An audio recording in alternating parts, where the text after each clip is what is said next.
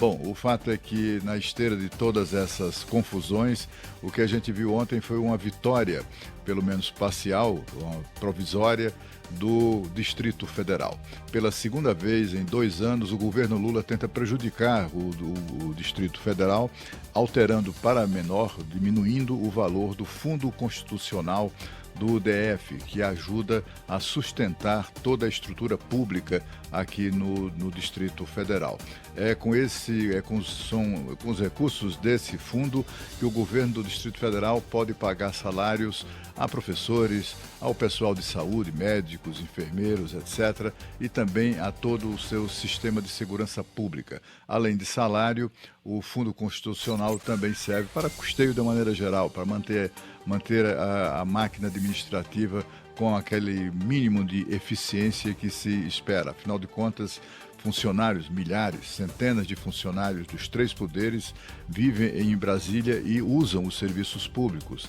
E, portanto, o Fundo Constitucional não é fundo que o governo, inclusive, demonstrou nem sequer saber disso, que o Fundo Constitucional não é um fundo de desenvolvimento, não é um fundo de investimento, é um fundo de custeio, de manutenção da máquina pública e, portanto, a sua aprovação da medida que o governo propôs, seria uma tragédia para o Distrito Federal, promoveria, inclusive, uma onda de desempregos nunca vista aqui na capital do Brasil. E ontem, o deputado Isnaldo Bulhões, do MDB de Alagoas, que é o relator desse pacote, retirou do texto a referência, portanto, que fazia ao Fundo Constitucional do Distrito Federal.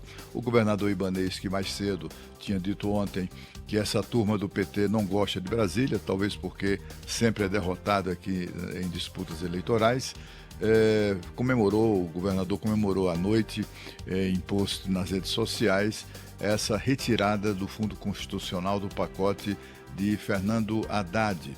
Mas é preciso ficar atento, porque essa questão pode ser retomada no plenário, através de um destaque, por exemplo.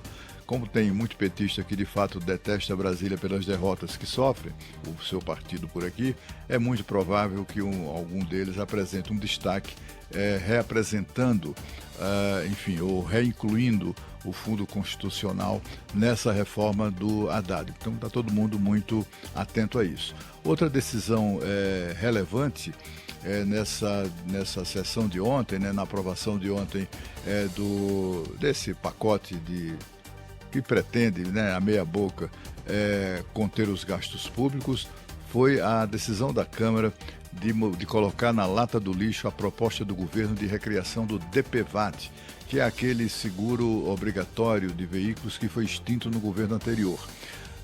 A questão era tão majoritária, era tão consensual na Câmara dos Deputados, acabar com isso, impediu a volta do DPVAT, que a votação mostra muito isso, Foram 444 votos a 16. Apenas 16 deputados de todos os presentes queriam a manutenção do DPVAT, que renascia por decisão, por iniciativa do presidente Lula, com outra sigla, SPVAT, e com uma malandragem. Quem faria a cobrança do DPVAT não seria o governo federal, não passaria por esse desgaste. Seriam os governos estaduais e os governos, então, começaram a reagir a isso, um a um, a começar pelo governo do Distrito Federal, depois o governo de São Paulo, o governo do Rio de Janeiro, de Goiás e assim por diante.